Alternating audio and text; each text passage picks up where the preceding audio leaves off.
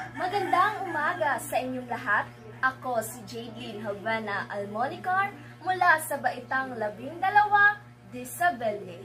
Sa pagkakataong ito, aking ipapahayag ang aking talumpati na may temang paglinang sa Filipino at katutubong wika, makasaysayan sa pagkakaisa ng bansa.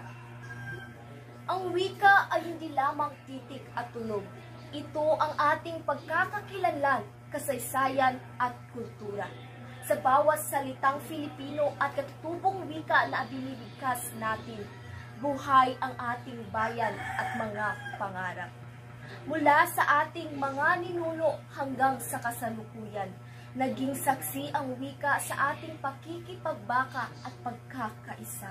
Ngunit sa panahon ngayon, madalas na itong naisasantabi at napapalitan ng mga banyagang salita.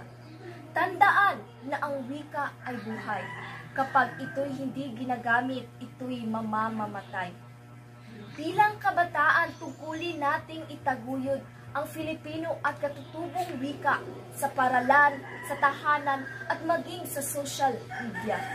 Sa tuwing ginagamit natin ang sarili nating wika, pinatitibay natin ang ating pagkatao at pagmamahal sa bayan. Kaya't manindigan tayo, itaguyod ang Filipino at katutubong wika sapagkat dito nakaugat ang ating dangal at kalayaan.